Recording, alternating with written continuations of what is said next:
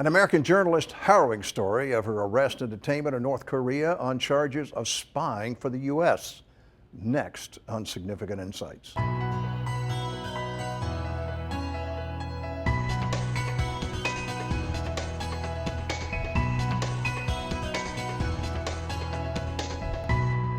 This week we celebrated our nation's independence. We often take our freedoms for granted, knowing but not often thinking about those in other countries who live under dictators or communism or other authoritarian regimes. Sometimes Americans get caught in political disputes between countries and their differing ideologies. In 2009, this happened to journalists Euna Lee and Laura Ling while they were on assignment for Current TV. They were filming a documentary on North Korean refugees who attempt crossing the border into China. They were caught stepping just a few feet over that border into North Korean territory, and they were arrested and charged as spies. Euna Lee had grown up in South Korea and for most of her life looked at her North Korean neighbors as enemies. But after coming to the U.S. and learning more about the plight of North Koreans, she felt God tugging on her heart to do something, anything, to help her homeland neighbors. What was it that finally caused you to decide that you really wanted to do a documentary about the North Korean refugees? It was in early 2005 when I learned about these North Korean refugees through another documentary. Something came to my mind that I gotta help these people because the people outside the world are paying attention to these people who are actually my blood, my own people. And I honestly didn't know how to help except maybe giving them money. And when I had this opportunity about making a documentary about North Korean defectors, I said, of course, I'll do it. It was something for people who I had compassion for. But that took you to the border, to the North Korean border in China. What brought the decision to get that close to the danger? Documentaries are about what you see. Sometimes the one image of a scene or people tells a lot more than 1,000 words. I wanted to show how cold this area is, how risky that is for them to cross the border. Sometimes people get shot by just crossing the border if they got caught. I would assume there's been a lot of them shot coming across the border. So we just wanted people to see this is just right there, not that far from China, but people are living in so difficult situation. People are starving to death, and they just wanted to live, but they can't even just walk across. That's what we wanted to film. Probably 150 yards to freedom. Yeah. What did you find out happened to those that weren't shot, that were captured, going across and brought back into North Korea? Life had to be difficult for them. Oh, they will. If you get caught in China and sent back to North Korea, you will go to labor camp, or some worst cases, you'll be executed. What happened? So we had a guide. Without a guide, you don't know it is a border. So it was our last day of shooting in China. He wanted to show us something special. That's what we thought. So he wanted to earn his money. Probably. I think he wanted to do his best for his job, for us. And he beckoned us to follow. We were kind of spread. Three of us were in team, one executive producer and me and a reporter. And without a discussion, we just followed him and crossed the border. And we filmed. Did you know you crossed the border? At that time, I knew it, but I did not think I was in risk because he had connection in North Korea. Okay. And we were not there for longer than a minute. So at the time, I filmed the safe house where North Korean defectors stopped to cross the border. And then we immediately felt this is a risk move. Let's go back. So we all moved back to China. When we crossed halfway, and my producer, who was also cameraman, he was shooting towards North Korea, shooting a reporter, and we were facing China, and he yelled at us, soldiers. So we looked back, and there were two tiny soldiers in uniform with rifles were chasing us. So we all ran really fast towards China. And the producer was an avid runner, and he just disappeared in the bush fast. And The guys were faster. of course. And my guide was running next to me. Now, you were on a frozen river. Exactly. So first of all, you can't run very fast on a frozen river. But at the same time, it was March, late March. So I was able to hear some cracking noise as well. So I Whoa. was just hoping that God, please do not let me land on shallow ice, or do not let them shoot my head. And if they shoot, maybe they can shoot my backpack. And I was running fast, and my guide goes, I was working as a second cameraman as well, and he goes, "Are you shooting?" And I thought, is he crazy? And I flipped my camera and put under my arms, and I was shooting and then running at the same time. And when I arrived in Chinese soil, I saw Laura Ling, who was my colleague as also a reporter. She fell. And I asked her, "Are you okay?" And she said she couldn't feel her legs. So I couldn't leave her there. So, and she doesn't speak Korean. And so I stopped, and my guide wanted me to leave, and he yanked me, pulled me, "Let's go." And I fell, and we were suddenly surrounded by North Korean soldiers. They thought that once they made it to Chinese soil, they'd be safe, but that wasn't true. Surrounded by North Korean soldiers, Euna and Laura Ling, who was knocked unconscious by a soldier's rifle, were dragged back across the river to North Korea. Euna's story continues right after this. And I couldn't believe what was happening to me. And of course, I was just thinking about my daughter. 12 years later, she was 4 at the time. When she would be 16, I'm missing out of the majority of her life.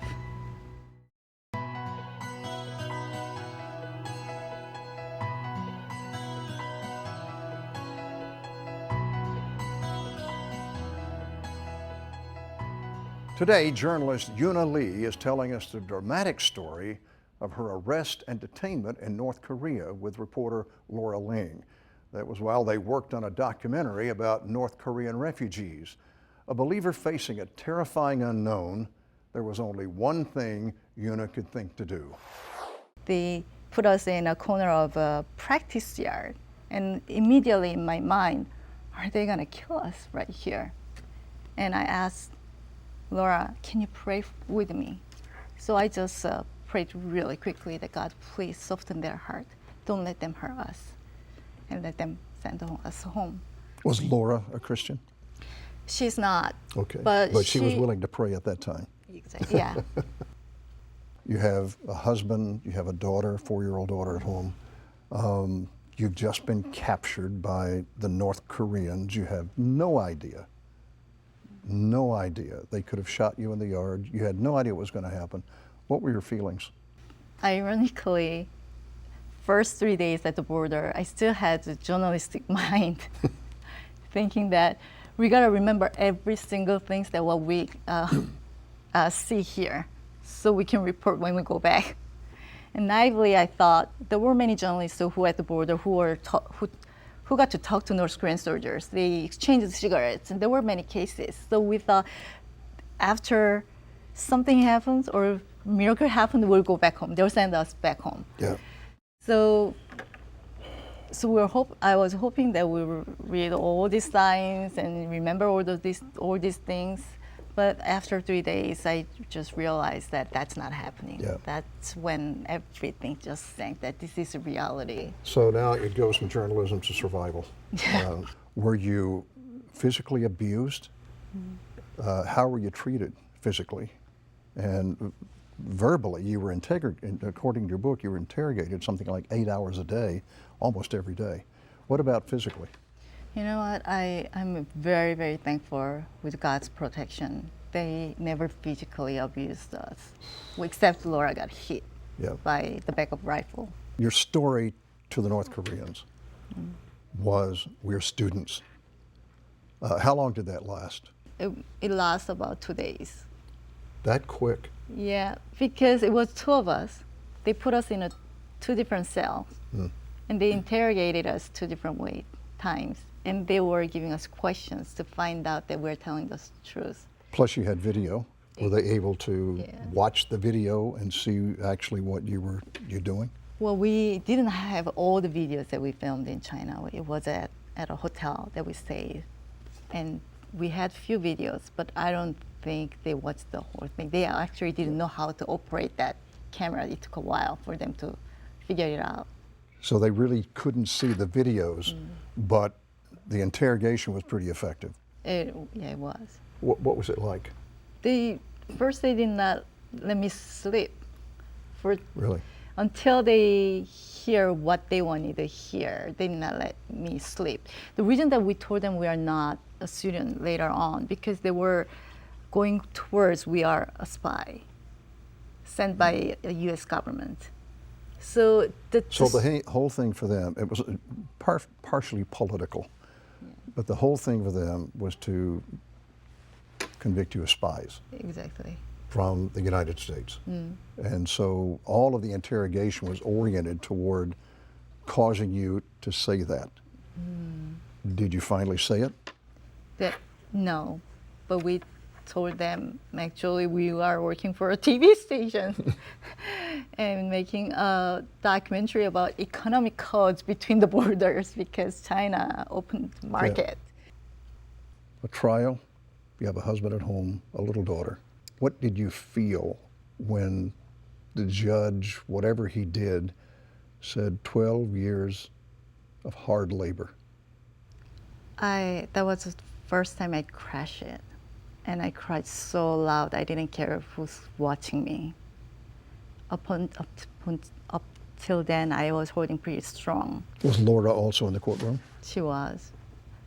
And I couldn't believe what was happening to me. And of course, I was just thinking about my daughter. 12 years later, she was 4 at the time. When she would be 16, I'm missing out of her the majority of her life. And I couldn't accept it. Did you feel God's presence in that type of desperate situation? Not all the time. I didn't even ask him, why am I here? But I was asking him, send me home. And there were many, many days ups and downs that I went through. And you are in a room by yourself, 24 hours. So you're sentenced to 12 years. After that, one day you were told there is somebody very important here to see you. Who was it? As some of people know, it was a former President Bill Clinton. Bill Clinton. Yeah. When you met him, what did he say? We didn't even know until the door opened who it was. It had to be a surprise. Yeah, he had a very generous smile on his face, and he opened the arms for us. We ran into him, and he gave us a hug, and he goes, "God bless you. God bless you." It was a very short meeting, but he assured that he would try to bring us home. When they told you that you were going to be released, what was that feeling like?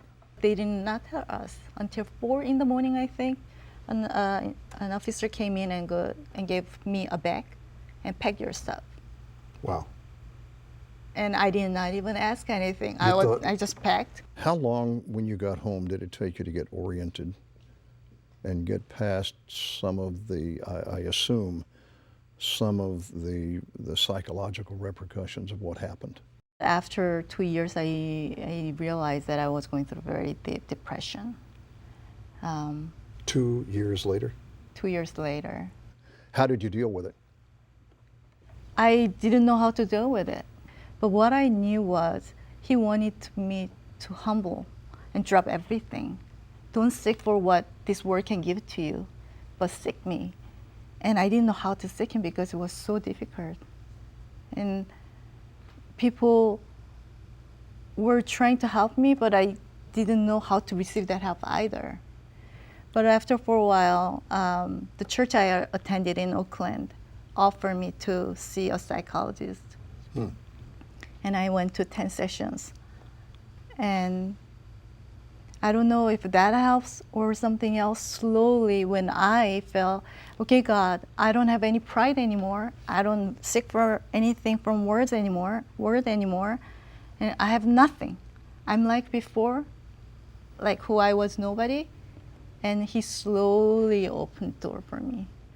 And begin to rebuild you Yeah. spiritually, as well as Una. Yeah. What kind of impact overall, looking back on it, has it had on your life? One very thankful thing to happen to me was my family became my priority because I was a very workaholic. Work was important. It almost became my identity and idol. And it does not, it's not my identity anymore. And above that, I know God exists. Yeah. I know He's there. So every time, even though I go through hard times some days, I know I ask Him, okay, you have a reason for me to go through this song. What is it? I seek for His reason. Do you look back on it mostly as a negative experience or a positive experience? Negative experience was minor compared to positive experience. Negative is my family had a hard time with me when I went through a hard time, Yeah. depression. But positive aspect is we live in very small, simple, humble life, but we don't stick for our value is what word tells us. That's not what Yeah. word values. Our value, we put God in center of our lives. Do you still have a journalist heart? My heart is when I was detained in Pyongyang, it came a song, Peace Prayer by St. Francis, came out of my mouth just nowhere. And it was God used me instrument of peace.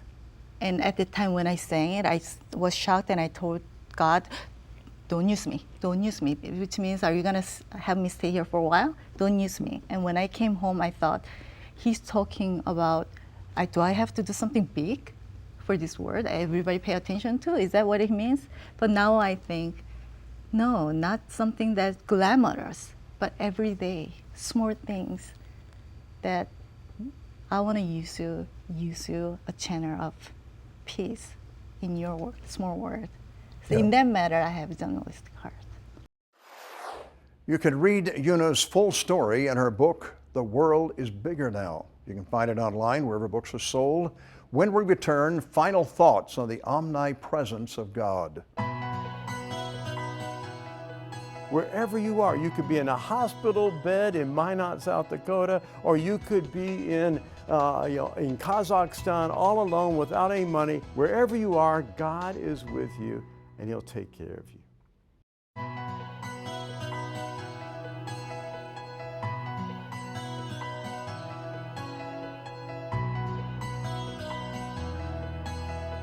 Welcome back. You know, one of the lessons Euna Lee learned through her ordeal was that God is real and that He's with her. Now she seeks Him for the reasons behind the challenges that she faces. Dr. J. Paul Nyquist, president of Moody Bible Institute, talks more about the soft and hard sides of God's omnipresence in today's Final Thoughts. One of the amazing truths about our God is that He is everywhere, that He is omnipresent. But what we don't often realize is what practical value this needs to have in our lives. When I talk about God being everywhere, what I mean is that God is wholly present with all His being in every place at the same time. So He's wholly present. That's the what. That means you don't get a part of God here, a part of God there. He's wholly present in every place. That's the where. So wherever God is, He is wholly there. And then at the same time. So that means He's wholly present with a woman in Akron, Ohio, as He is with a pastor in the Andes Mountains of Ecuador. So when we say God is omnipresent, we mean He is wholly present with all His being in every place at the very same time. And this truth is such an amazing truth because there's both a comforting side to it and a convicting side. There's a soft side to it and a hard side to it. The soft side, the comforting truth is that because God is everywhere, we're never out of his care. And that's what David talks about in Psalm 139, in that great psalm when he says, where can I go from thy spirit? Where can I flee from thy presence? The answer to both those is nowhere. But then he goes on to get specific. He says, if I ascend to heaven, thou art there. If I go as far up as I can go, you're already there. He says, if I make my bed in Sheol, behold, you're already there. So if I go down as far as I can, you're there. Then he goes east and west. He goes, if I take the wings of the dawn, if I come from the east, and if I dwell in the remotest part of the sea, which to the Israelites was to the west, you're already there. So if I go vertical, I go horizontal, you're everywhere. And he says, even there, thy hand will lead me, and thy right hand will lay hold of me. Meaning that wherever I am, you are there to care for me. I will never be out of your care. And what a comforting truth that is. Wherever you are, you could be in a hospital bed in Minot, South Dakota, or you could be in Kazakhstan all alone without any money. Wherever you are, God is with you, and he'll take care of you. But there's also a convicting side to this truth. And that is because God is everywhere, not only can he be there to help you, but he's also there to watch and witness what you're doing. In other words, just like you can never escape his care, you can never escape where he is. You cannot hide from God. And that's what the writer of Hebrews says in Hebrews chapter 4, verse 13, where he says, there is no creature hidden from his sight, but all things are open and laid bare to the eyes of him with whom we have to do. All things are open and laid bare to the eyes of him with whom we have to do. So we can never hide what we're doing from God because he's everywhere. So the things we do in public, the things we do in private, the things we're proud of, the things we're not proud of, he is there and he's witnessing that. So if we're contemplating sin, we may just want to assume that we're going up in the very throne room of God and commit that sin there because that's the reality. God is everywhere. And so I want to let this truth about God's omnipresence purify your private life, because there is no such thing as a private life. God is everywhere and he's aware of what we're doing. Let that truth purify your private life. I think that was true of Joseph. Yeah, Joseph in the Old Testament, he knew God was everywhere. He witnessed him in the pit. He witnessed him in the prison. But then when Mrs. Potiphar came and said, come and lay with me, no one will ever know. And Joseph said, oh, my God will know, because he is aware of God's omnipresence. So let that truth purify your private life, because God is wholly present with all his being in every place at the same time, including wherever you are. I really like what Dr. Nyquist said about the soft and hard side of God. I think a lot of times all we want to really think about is the soft side of God. God loves us, he's concerned about us, and that he wants our best. And that's true. But the other thing we need to understand is that God knows everything about us. He sees every good decision, every bad decision. He hears everything we've said. He is with us every second of our lives. And I'm sure that there's times that God is very disappointed in some of our choices and some of our actions. But in spite of that, God still loves us. And he still wants his best for us, and he still has a plan for us. You know, we can look at what happened to Euna Lee and say, why would God allow that to happen to her? Sentenced to 12 years of hard labor and all of that time away from her daughter and even the period of time that she was under arrest. But God has a plan that we don't even know about. God sees the bigger picture, a much bigger picture than what you and I can see and what you and I understand. And if we're obedient to God's call on our life, we can trust him in every single circumstance in our life. Regardless of how difficult it may seem, we can still trust God with that circumstance because he can bring about a greater good than we can understand. Thanks for joining me.